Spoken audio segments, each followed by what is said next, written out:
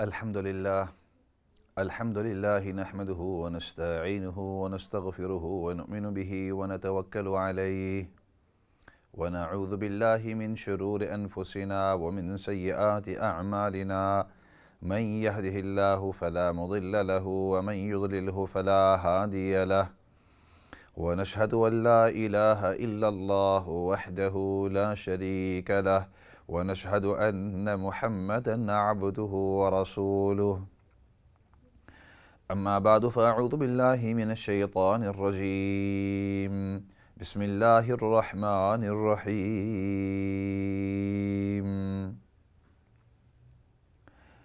إن الساعة آتية أكاد أخفيها لتجزى كل نفس بما تسعى صدق الله العظيم۔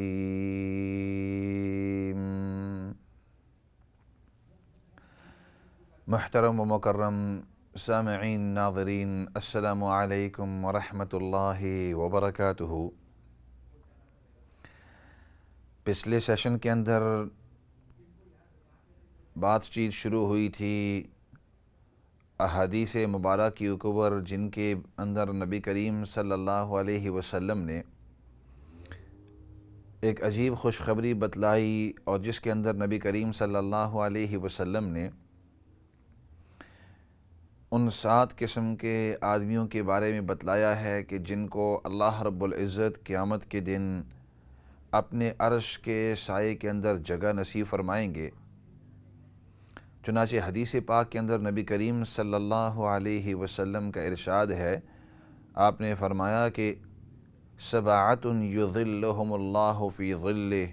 یوم لا ظل الا ظلہ، امام عادل وشاب نشأ فی عبادت ربہ الحدیث، کہ 7 قسم کے آدمی وہ ہیں کہ جن کو قیامت کے دن اللہ رب العزت اپنے عرش کے سائے کے اندر جگہ نصیب فرمائیں گے۔ اس دن جگہ نصیب فرمائیں گے اپنے عرش کے سائے کے نیچے، جس دن اس کے عرش کے علاوہ کسی اور چیز کا وہاں سایہ نہیں ہوگا۔ اور من جملہ ان 7 آدمیوں میں سے اللہ رب العزت نے سب سے پہلے فرمایا امام عادل، وہ مقتدی اور وہ ذمہ دار جو اپنی تمام ذمہ داریوں کو انصاف کے ساتھ ادا کرے، ہر چیز کے اندر وہ انصاف کرتا ہو، اور وہ مقتدی، وہ رسپانسبل آدمی، وہ ذمہ دار آدمی، چاہے وہ دنیا کی حیثیت سے پورے دنیا کے اوپر ذمہ دار ہو، ملکوں کے اوپر، یا ایک ملک کے اوپر UN جیسے یونائٹڈ نیشن ہوتا ہے، وہاں کا اس کا جو سیکرٹری جنرل ہوتا ہے، وہاں جو اس کا ذمہ دار ہوتا ہے کہ وہ دنیا کے بہت ساری حکومتوں، بہت سارے ملکوں کے اوپر اس کی ایک قسم کی سربراہی چلتی ہے۔ اور پھر اس کے علاوہ چاہے وہ ایک ملک کا سربراہ ہو، یا ایک ملک کا ذمہ دار ہو، یا ایک علاقے کا یا ایک شہر کا ذمہ دار ہو، یا ایک اپنے علاقے کا ہو، یا ایک مسجد کا ہو، یا ایک گھرانے کا ہو، یا ایک آرگنائزیشن کا ہو، یا ایک بزنس کا ہو، یا یعنی جس لحاظ سے بھی ہو، بلکہ ایک گھرانے کے اوپر بھی اگر وہ ذمہ دار ہے اور اس کی ذمہ داری کے ماتحت کچھ لوگ ہیں، تو فرمایا اس کو اپنی ذمہ داری کے بارے میں سوال کیا جائے گا قیامت کے دن۔ چنانچہ حدیث پاک میں آتا ہے، نبی کریم صلی اللہ علیہ وسلم کا ارشاد ہے، فرمایا کہ کلکم راع وکلکم مسئول عن رعیتہ، تم میں سے ہر ایک شخص وہ ذمہ دار ہے، اور ہر شخص کو اپنی ذمہ داری کے بارے میں کل قیامت کے دن سوال کیا جائے گا۔ وَكُلُّكُمْ مَسْئُولٌ عَنْ رَعِيَّتِهِ، ہر شخص کو اپنے ماتحتوں کے بارے میں سوال کیا جائے گا۔ اور حدیث پاک کے اندر نبی کریم صلی اللہ علیہ وسلم نے ایک عجیب انداز کے اندر فرمایا کہ جس طرح ایک چرواہا ہوتا ہے، اور چرواہا اپنے ماتحتی کے اندر جو بھیڑ بکریوں کو ذمہ داری کے ساتھ ان کا دیکھ بھال کرتا ہے، تو چنانچہ اس ذمہ دار شخص کو ایک چرواہے کی مثال جیسے بیان کیا ہے، اور فرمایا کہ تم میں سے ہر ایک ذمہ دار جو ہے وہ چرواہے کی طرح ہے، جو بھیڑ بکریوں کو دیکھ بھال کرتا ہے۔ ان ملکوں کے اندر بھی ہوتے ہیں جن کو ہم شیپرڈ کہتے ہیں،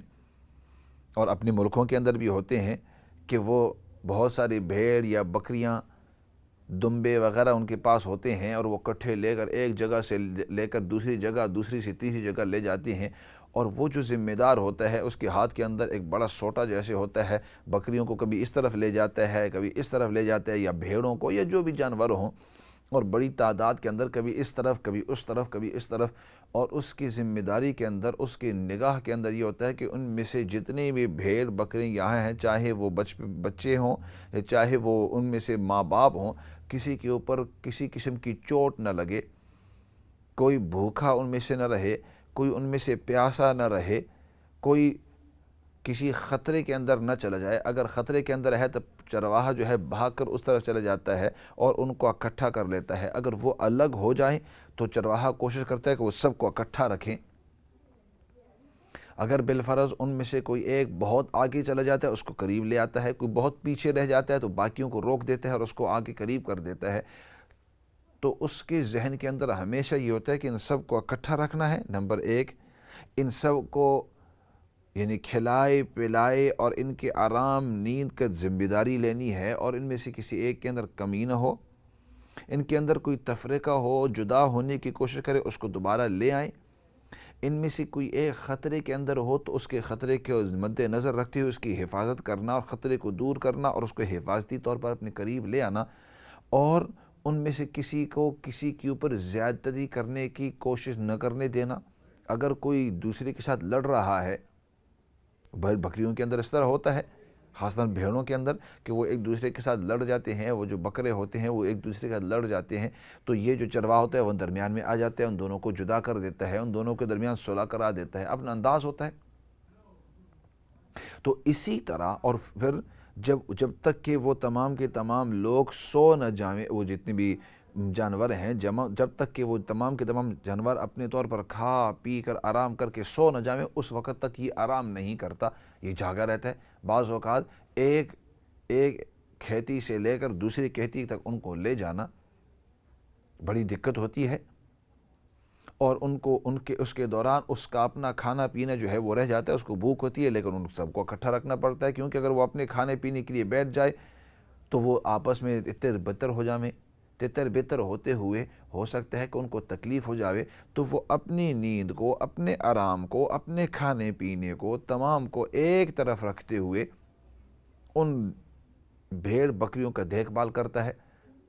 وہ اپنا اگر نقصان بھی کرنے کی کوشش کریں تو یہ ذمہ داری کے ساتھ کوشش کرتا ہے کہ اس کی وجہ سے نقصان نہ ہو۔ تو ہو بہو یہ تمام جو صفتیں میں نے عرض کی ہیں اس چرواہے کے بارے میں، اور بہت ساری صفتیں ہیں۔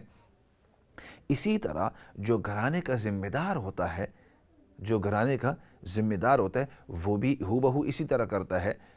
چاہے وہ گھر کے والد ہوں یا گھر کی والدہ ہوں، یا پورے علاقے کے بڑے ہوں یا بوڑھے ہوں، چھوٹے ہوں بڑے ہوں۔ بعض اوقات جو گھرانے کے جو بڑی بہن ہوتی ہے یا بڑا بھائی ہوتا ہے وہ والدین کی حیثیت پر ہوتے ہیں، کہ والدین جو ہیں بوڑھے ہو گئے، بڑھاپے کو پہنچ گئے، تو اب جو بڑا بھائی ہے یا ان میں سے جو بڑی بہن ہے، یا بعض اوقات بڑی بھائی بہن نہیں بلکہ ان میں سے جو زیادہ سمجھدار بھائی بہن ہوں، وہ پورے گھرانے کو اکٹھا رکھ دیتے ہیں۔ یا علاقے کے اندر محلے کے اندر بہت سارے گھرانے ہیں، رشتہ دار ہیں وغیرہ، تو ان میں ان کا اللہ رب العزت نے ایک قسم کا رعب، دبدبا، سمجھداری، حکمت، ان چیزوں کی وجہ سے یہ گھرانے کے اندر، پورے گھرانوں کے اندر، پورے محلے کے اندر یہ بڑا ہے، اور لوگ اس کی عزت کرتے ہیں، احترام کرتے ہیں، اس کی بات مانتے ہیں۔ تو اس وقت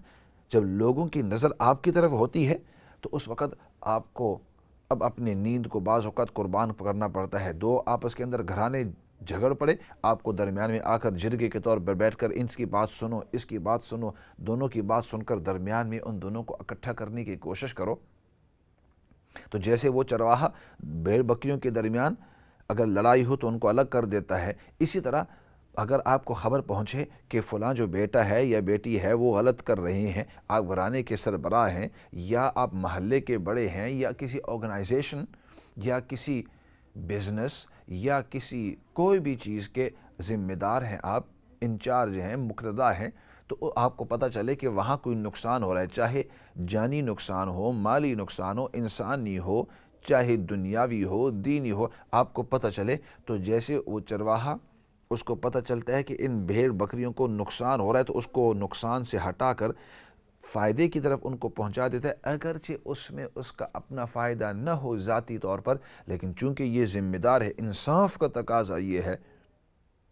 ہمدردی کا تقاضا یہ ہے، ذمہ داری کا احساس یہ ہے کہ اس میں میرا ذاتی فائدہ ہو یا نہ ہو، میں یہ کوشش کروں کہ اس دوسرے کو نقصان نہ پہنچے۔ یہ ذمہ دار شخص ہوتا ہے۔ ذمہ داری صرف اتنی نہیں ہے کہ ملک کے سربراہ بن گئے یا علاقے کے سربراہ بن گئے یا بزنس آرگنائزیشن کے یا کسی محکمے کے کسی بڑے علاقے کے آپ سربراہ بن گئے، تو صرف اتنا نہیں ہے کہ میرا نام سربراہ کا آ گیا ہے اور خطوں کے اوپر یا مجھے تمغے مل گئے ہیں یا میرا نام، اتنا کافی نہیں ہے، بلکہ اصل تو یہ ہے کہ اپنی ذات کو پیچھے کر اس وقت لوگوں کے نظریات، لوگوں کے فوائد، لوگوں کی اچھائیاں سامنے رکھنا پڑتا ہے۔ حقیقت میں تو ان لوگوں کو کہتے ہیں۔ اسی وجہ سے سیدنا عمر فاروق رضی اللہ تعالیٰ عنہ جو وقت کے خلیفہ تھے، ان کے بارے میں آتا ہے کہ دن کو اپنے جو کام تھے وہ کیا کرتے تھے، خلافت کے جو ذمہ داریاں تھیں وہ سنبھالا کرتے تھے، کہ لوگ ان کے پاس آتے اور ان کے درمیان فیصلے جو ہوتے تھے وہ کرتے تھے، اور چونکہ امیر المؤمنین ہیں، کمانڈر ان چیف ہیں، اس لیے پوری کی پوری جو فوج ہے اوورسی ان کو کرتے، دیکھ بھال کرتے اور کوشش کرتے کہ ان کو فیڈ بیک آتی کہ فوجیں کدھر جا رہی ہیں، ادھر مسلمانوں کو کوئی امور، کوئی اس طرح کے مسائل پیش آتے ان کو پورا کرتے۔ وقت کے امام بھی تھے اور مسجد کے بھی امام تھے، مسجد نبوی کے اندر امامت بھی کراتے تھے، مسائل بھی بتلاتے تھے، اس کے علاوہ مسجد نبوی کے اندر خطبہ بھی دیتے تھے، سووں کے لحاظ سے صحابہ اکرام رضوان اللہ علیہم اجمعین آ کر ان کے سامنے خطبہ سنا کرتے تھے، خطبہ دیتے تھے، بیان کرتے تھے،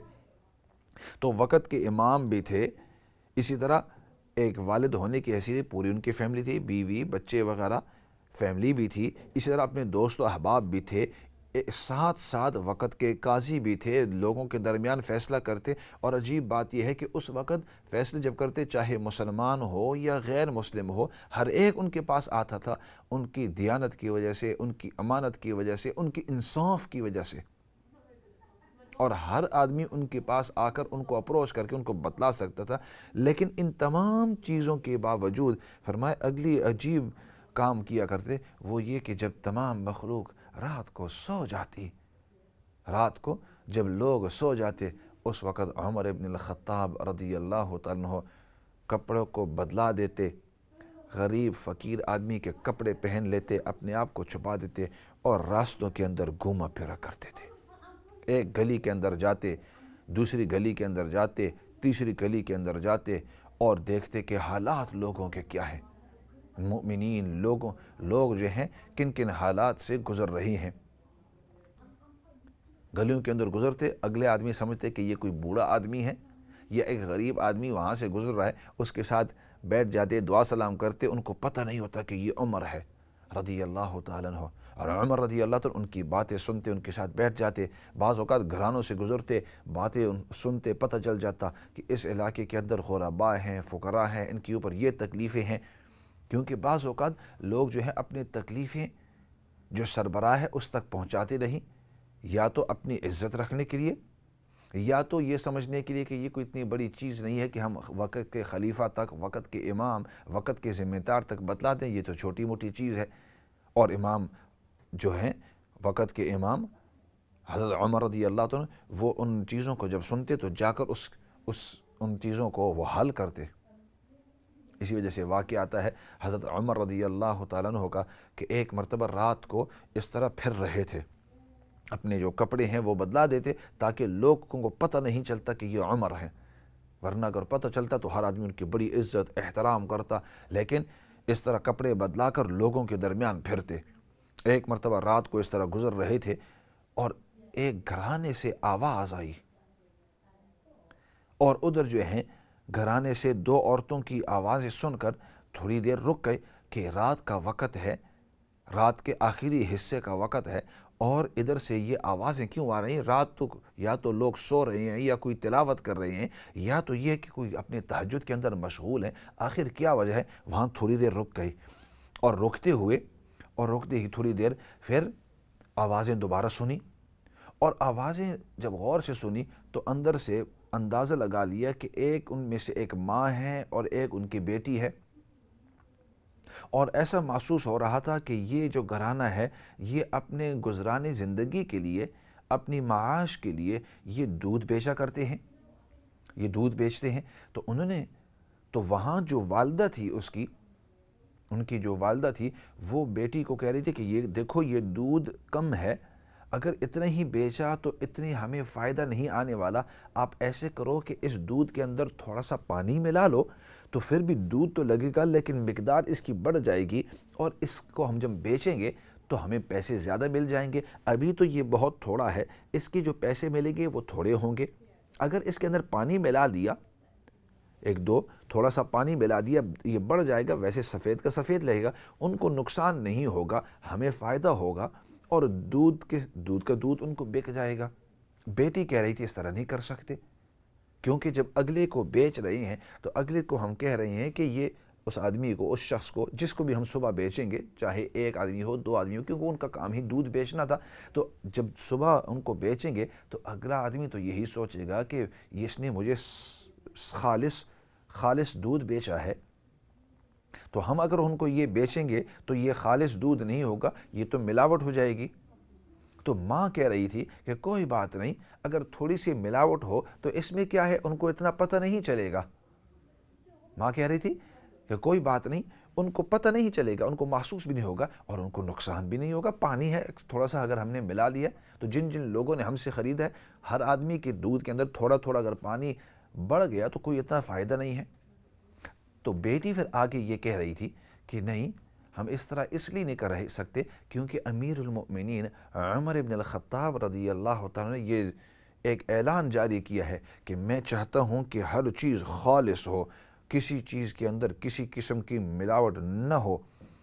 کسی قسم کی ملاوٹ نہ ہو۔ انہوں نے کچھ دن پہلوں ہی اعلان کیا ہوا تھا کہ کسی چیز کے اندر ملاوٹ نہ ہو، ہر چیز خالص ہو، فائدہ اگر تمہیں تھوڑا ملے، تمہارے جو وہاں سے پرافٹ آ رہی ہے تمہاری بزنس کے اوپر، اگر وہ تھوڑی ہو لیکن صحیح ہو، یہ تمہارے لیے بہتر ہے۔ تو وہ ماں جو ہے وہ کہنے لگی کہ بیٹی، عمر نے یہ ضرور کہا ہے لیکن عمر کدھر دیکھ رہے ہیں، عمر تو ابھی دیکھ تو نہیں رہے، عمر کو تو پتہ نہیں ہے، عمر کو تو پتہ نہیں ہے، وہ تو اپنے گھر کے اندر سوئے ہوئے ہیں۔ تو بیٹی نے عجیب بات کہی، بیٹی کہنے لگی اماں جان، عمر تو نہیں دیکھ رہے، عمر کو تو نہیں پتہ، لیکن عمر کا رب تو دیکھ رہا ہے اور عمر کے رب کو تو پتہ ہے، اس سے تو ہم کوئی چیز چھپا نہیں سکتے، عمر کے رب سے کوئی چیز نہیں چھپا سکتے۔ ماں جو ہے وہ خاموش ہو گئی کیونکہ آخر بڑے گھرانے کی تھی،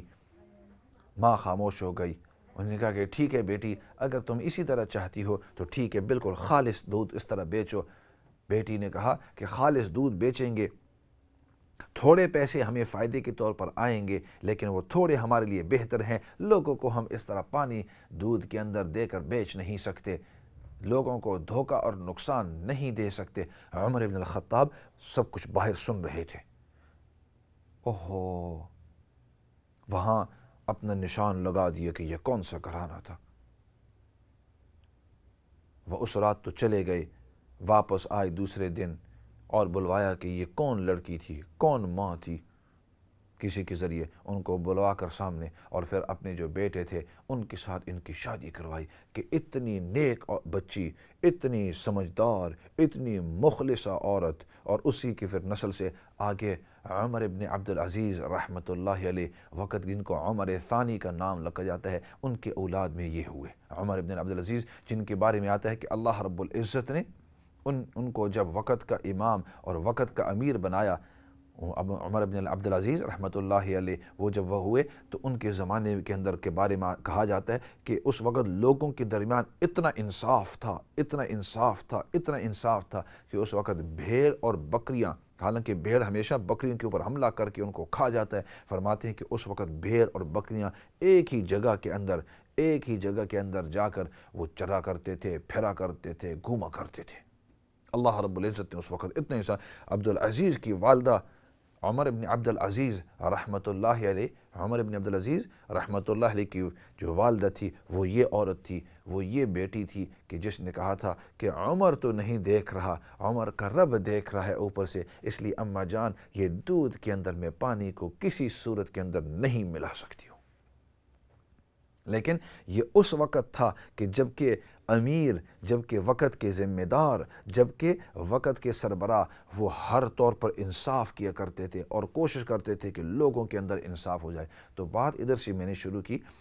کہ نبی کریم صلی اللہ علیہ وسلم کے ارشاد ہے، فرمایا امام عادل، وہ ذمہ دار، وہ لیڈر، وہ مقتدا کہ جو ہر لحاظ سے انصاف کرنے والا ہو، کیونکہ جب لیڈر جو ہیں وہ انصاف کرتے ہیں، وہ کرپشن کو نہیں مانتے، وہ خود بھی کرپٹ نہیں ہیں اور اپنے ماتحتوں کو بھی کرپٹ نہیں ہونے دیتے، وہ خود بھی فساد فی الارض نہیں کرتے اور اپنے ماتحتوں کو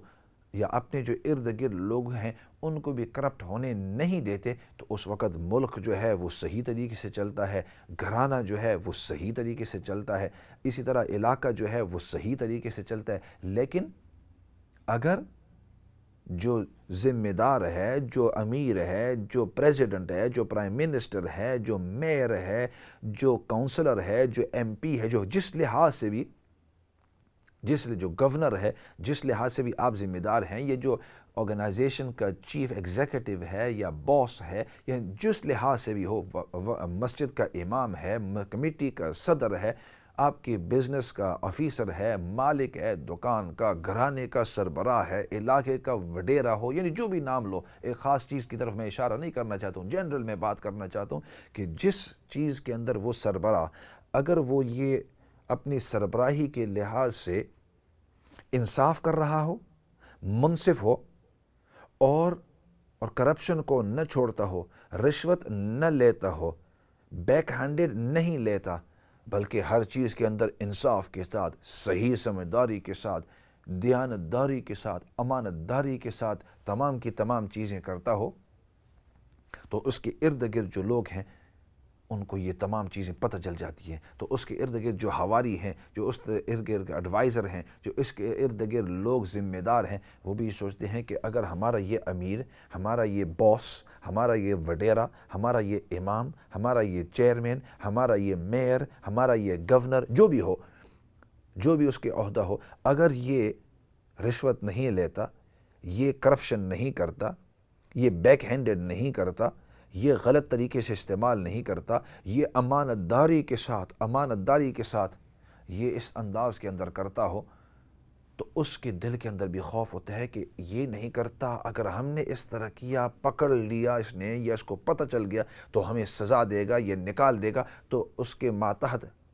اس کے قریب، اس کے ساتھی، اس کے ایڈوائزر، اس کے جان پہچان والے، وہ بھی اس سے ہٹ جاتے ہیں، وہ بھی نہیں کرتے، اور جب وہ نہیں کرتے تو ان کے ساتھ جو لگے ہوئے ہوتے، تو یہ اس ایڈوائزر کے ساتھ جو لگا ہوا ہے وہ بھی نہیں کرے گا، اور ان کے ساتھ جو لگے وہ نہیں کرتے۔ لیکن اگر اوپر سے اگر وہ کرپشن کرتے ہوں تو اس کے ارد گرد جتنے بھی ہیں نیچے جاتے جاتے جاتے پھر تمام کی تمام آرگنائزیشن ہو، اس کے اندر کرپشن آ جاتی ہے، چاہے وہ پولیس ہو اس میں کرپشن آ سکتی ہے، چاہے وہ کونسل ہو اس میں کرپشن آ سکتی ہے، چاہے وہ آرگنائزیشن ہو اس میں کرپشن آ سکتی ہے، چاہے وہ بزنس ہو اس میں کرپشن آ سکتی ہے، چاہے وہ مسجد ہو اس میں کرپشن آ سکتی ہے، چاہے وہ گھرانہ ہو اس میں کرپشن آ سکتی ہے، چاہے وہ جرگہ ہو، ہر آدمی کو پتہ ہے کہ یہ جو جرگوئی ہے، یہ جو انصاف اس سے نہیں ہوتا، تھوڑے سے پیسے دو آپ کے حق کے اندر فیصلہ کرے گا، چاہے وہ جج ہو پھر وہ۔ تو اس لیے نبی کریم صلی اللہ علیہ وسلم نے سب سے پہلی بات فرمائی کہ جو ذمہ دار ہو اگر وہ انصاف کرنے والا ہو تو اس کے انصاف کی وجہ سے، اس کے امانت داری کی وجہ سے، اس کے صحیح معاملات کرنے کی وجہ سے، اس کے ماتحت بھی صحیح کرتے ہیں، باقیوں کے اوپر اثر ہوتا ہے، تو فرمایا ہے مشکل، کیونکہ اس کو پوچھنے والا کوئی نہیں ہوتا، ہے مشکل، لیکن اس مشکل کے باوجود، اس سختی کے باوجود پھر بھی اگر وہ اس کے اوپر رہتا ہے تو فرمایا امام عادل، جو شخص ذمہ دار اور مقتدا ہونے کے باوجود وہ تمام کام انصاف کے ساتھ، امانت داری کے ساتھ، دیانت داری کے ساتھ کرتا ہے، تو نبی کریم صلی اللہ علیہ وسلم کے ارشاد ہے، فرمایا اس شخص کو قیامت کے دن میں ذمہ داری لیتا ہوں کہ اللہ رب العزت اپنے عرش کے سائے کے اندر اس کو جگہ نصیب فرمائیں گے، جس دن اللہ کے عرش کے سائے کے علاوہ کوئی اور سایہ نہیں ہوگا، لوگ پریشان ہوں گے، مصیبت کے اندر ہوں گے، تکلیف کے اندر ہوں گے۔ اس شخص نے دنیا کے اندر اپنے پیسے کو، اپنی سختی پیسے کو دور کیا، اپنی عزت کو کے خاطر، اپنی عزت کو سامنے رکھتے ہوئے اللہ رب العزت کے احکامات کو اور مخلوق کو سامنے رکھا ہے، تو فرمایا اللہ رب العزت کل قیامت کی اس کو پریشانیوں سے نکار کر اللہ رب العزت اس وقت پھر اس کو آرام، راحت اور سکون نصیب فرمائیں گے۔ ایسے کرتے ہیں، بریک کا بھی وقت ہو گیا ہے، بریک کی طرف جاتے ہیں، لمبی حدیث ہے، کوشش کریں گے کہ باقی جو 6 آدمی جن کو اللہ رب العزت نے جن کا ذکر کیا ہے ان کو بھی ذکر کرتے رہیں گے، لیکن یہ ایک اہم تھا۔ فی الحال بریک کی طرف جاتے ہیں، اور بریک کے بعد پھر واپس آ کر اگر آپ کے کوئی سوالات ہیں، موسٹ ویلکم، آپ سوال بھی کر سکتے ہیں، آپ کے سوالات کے انشاءاللہ جوابات بھی دیں گے۔